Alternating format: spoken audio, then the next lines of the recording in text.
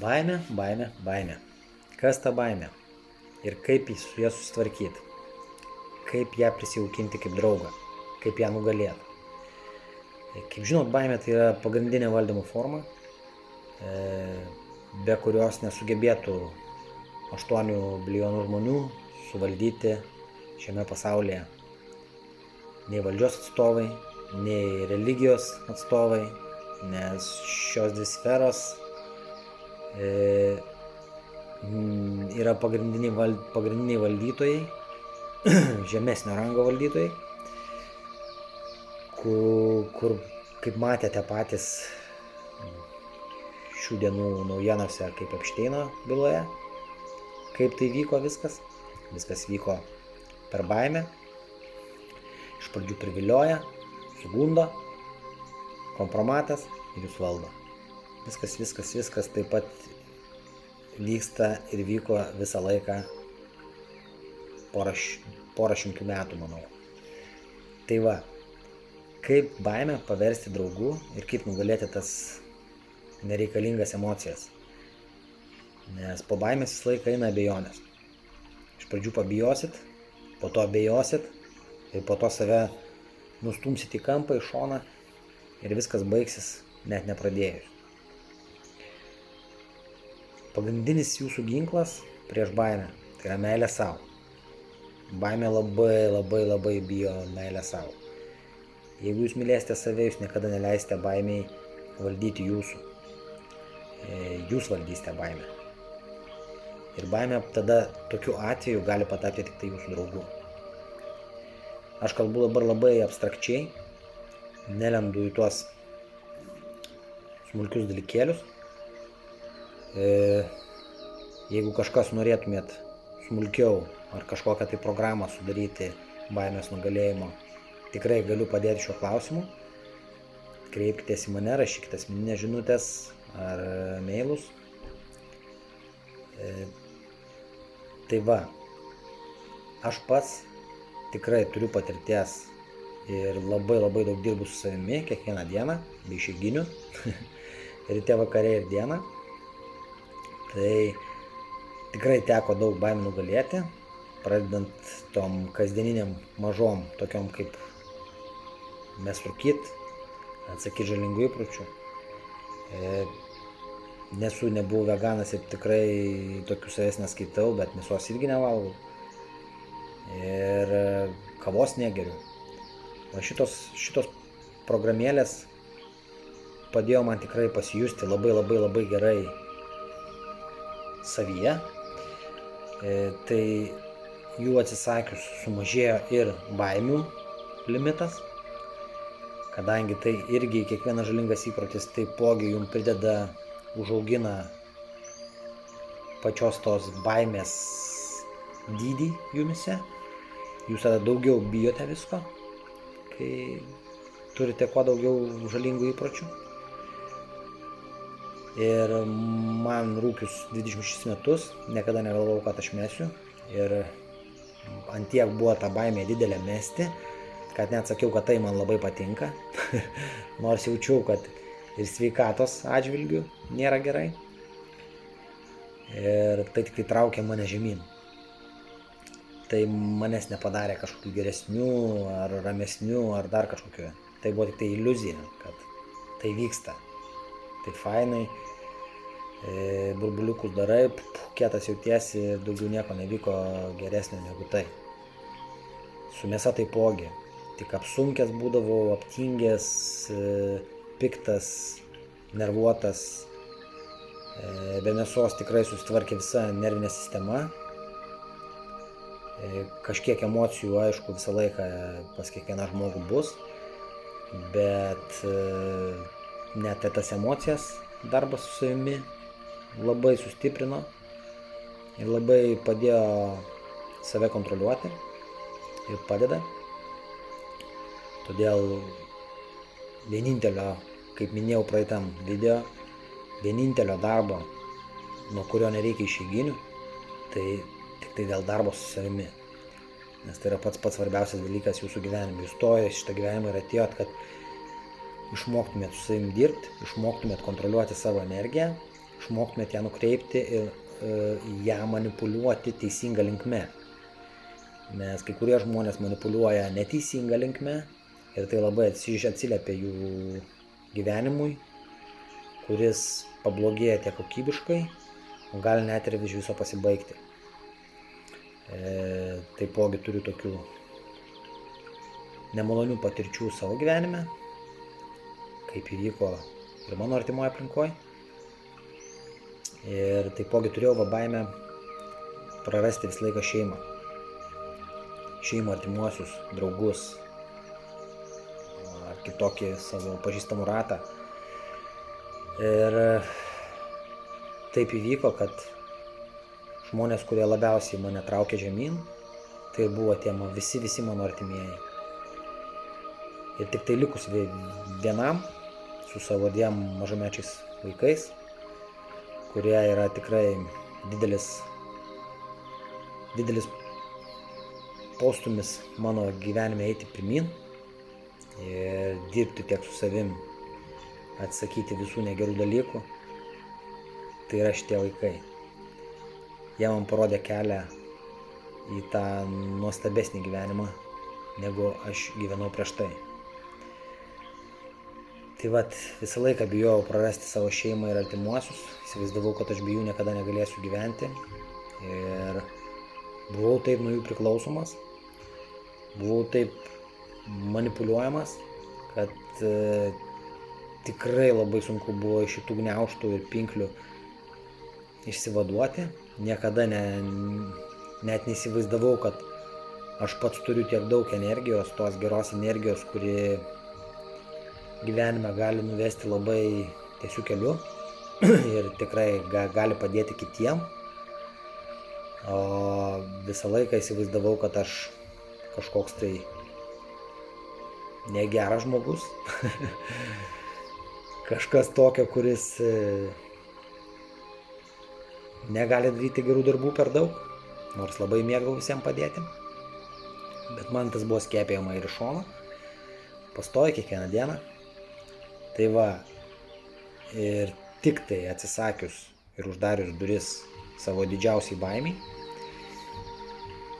pajutau tą gerą jausmą, pajutau tą tikrą energiją.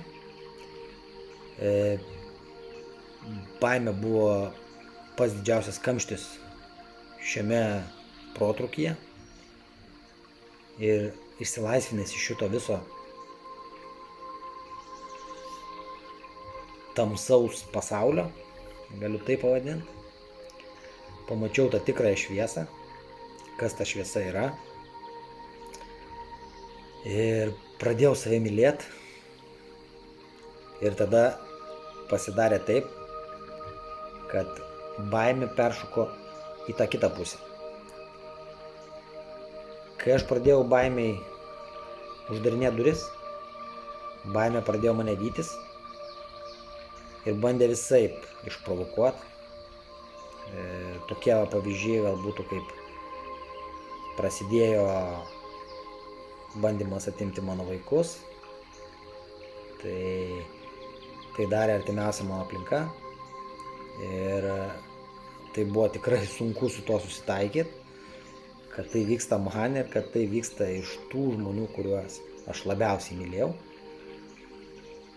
Bet ta baimė visą laiką buvo juos prarasti, bet pamačiau, kad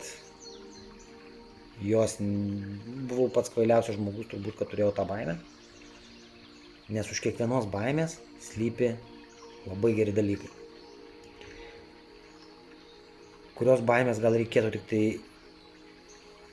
neišsižadėti, tai padaryti kvailą kažkokį gyvenimo žingsnį, tokį kaip nušokti gal nuo aukšto pastato ar dar kažkokią tai kitokią baimę jaučiant. Šitos baimės tegu būna. Štai reikia mokėti suprasti, kas yra gerai, kas yra blogai. Ir man nugalėjus visas šitas baimės, kaip čia pavadinti gražiau būtų, pradėjo panikuoti ir buvau susidūręs su visom institucijom, kokiam tik tai įmanoma, pradedant nuo policijos pareigūnų, vaikų teisių, socialinių darbuotojų, prokuratūrų, teismų teko praeiti ir ne po vieną kartą per visą šitą košę makalošę, visą šitą baimių puokštę. Ir tokie kaip vaikų teisės, tai turbūt jau visi žino šitam pasauly, kad tai yra tikrai irgi gimęs, kaip čia gražiau vardinti, gimus institucija kurti baimiai.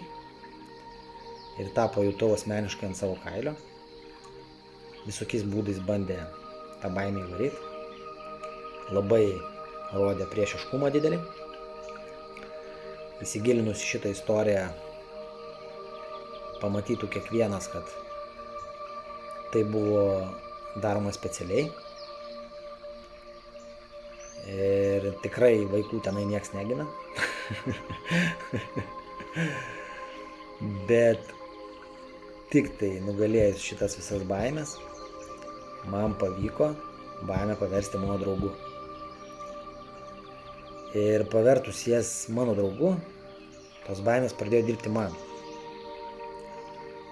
Baimę tai aš vadinu čia tokį jaudulį, kai ateina pas kiekvieną jauduliukas, prieš kažką tai darant to, kam tu nesi pasiruošęs dabar.